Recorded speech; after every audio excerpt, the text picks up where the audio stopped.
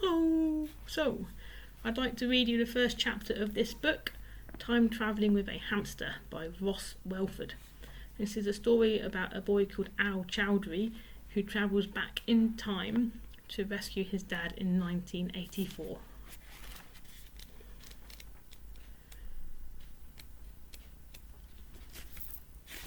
Chapter 1. Just across the road from the house where we used to live before Dad died, the first time, is an alleyway that leads to the next street, with a patch of grass with some bushes and straggly trees growing on it. I call it the jungle when I was little, because in my mind that was what it was like. But looking at it now, I can see that it's just a plot of land for a house that hasn't been built yet.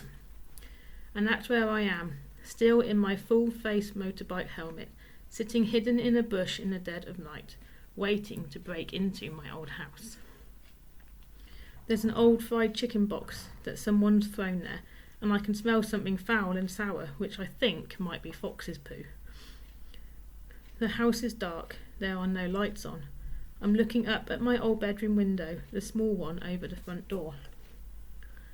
By day, Chesterton Road is pretty quiet, a long curve of small semi-detached houses made of reddish bricks. When they were first built, they must all have looked exactly the same, but now people have added fancy gates, garage extensions, even a massive monkey puzzle tree outside old Mr. Fraser's. So on these days, they're all a bit different. Now, at nearly 1 a.m, there's no one about, and I've seen enough films and TV shows about criminals to know exactly how not to behave, and that's suspiciously. If you act normally, no one notices you. If I wandered nervously up and down the street waiting for the right time, then someone might spot me going backwards and forwards looking at the houses and call the police. On the other hand, if I'm just walking down the street, then that's all I'm doing, and it's as good as being invisible. Keeping the motorbike helmet on is a gamble, or what Grandpa Byron calls a calculated risk. If I take it off, someone might notice that I'm nowhere near old enough to be riding a moped. If I keep it on, that looks suspicious. So I'm still in two minds about it. Anyway, it won't be for long. I've worked all this out on the journey here. About a year ago, when we still lived here, the local council turned off every second street light in a money-saving experiment. So where I've stopped the moped is really pretty dark.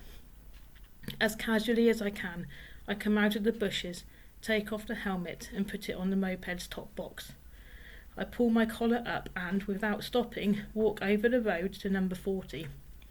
There I turn straight up the short driveway and stop in the shadows, well hidden by both the hedge that divides 40's front garden from the one next door and the small Skoda that sits on the driveway. So far, so good. The new owners of our house have not yet got round to fixing the garage doors. In fact, they're even less secure than they were. There's a brick in front of them to keep them shut, and when I crouch down and move it out of the way, the right-hand door swings open, then bumps against the Skoda. For a dreadful moment I think the gap will be too small to let me in, but I just manage to squeeze through, and there I am, in the garage, which smells of dust and old oil. My torch is flashing around the walls to reveal boxes that still haven't unpacked, and in the middle of the floor the dark wooden planks covering up the cellar entrance. Here's another tip. If you're thinking of breaking in anywhere, don't flash your torch around too much. A flashing light will attract attention, whereas a still light doesn't. So I put my torch on the ground and start to lift up the greasy planks.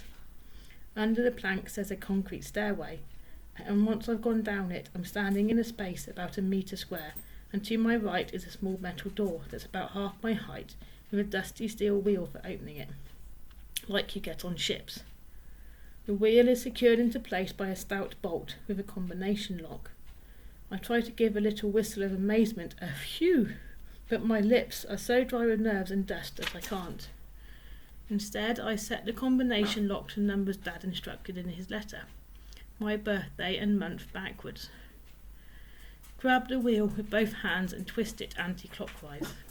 There's a bit of resistance, but it gives it a soft grating noise, and as it spins around the door suddenly pops open inwards with a tiny sighing noise of escaping air. I grab my torch and aim it ahead of me as I go through the little doorway, crouching. There are more steps down and a wall on my right, and my hand finds a light switch, but I daren't try it in case it's a switch for something else, like an alarm or something, or it lights up the garage upstairs, or I just don't know. But I'm too nervous to flick the switch, so I look at everything through the yellowy white beam of torchlight. The steps lead to a room about half the size of our living room at home, but with a lower ceiling. A grown-up could just about stand up. Along one wall are 4 bunk beds, all made up. Blankets, pillows, everything. There's a wall that juts out into the room, and behind it is a toilet and some kind of machinery with pipes and hoses coming out of it. There are rugs on the white concrete floor, and a poster on the wall.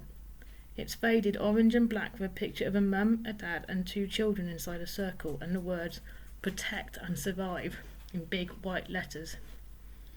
I've seen this poster before when some guy came to talk about peace and nuclear war and stuff in assembly once, and he'd made Dania Bizewski cry because she was scared and he was really embarrassed. This is what people built years ago when they thought Russia was going to kill us with nuclear bombs. I turned round and see what's behind me. The torch beam picks out a long desk with a chair in front of it. On the desk is a tin tub like you would bathe a dog or something.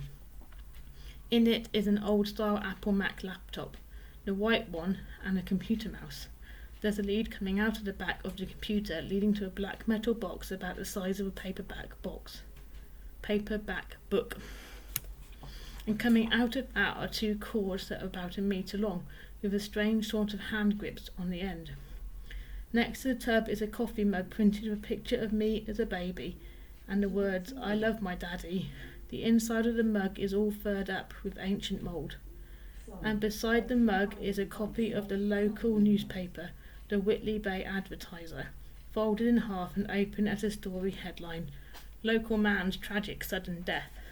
Above, a picture of my dad.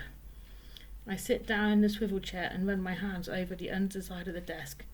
When I can't feel anything, I get on my knees and shine the torch upwards, and there it is, an envelope taped at the back, just as Dad said there would be.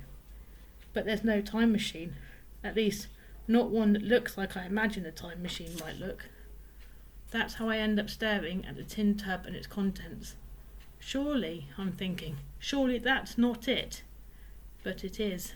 And the craziest thing, it works. Well, I really recommend you read this book. It's really, really good. See ya.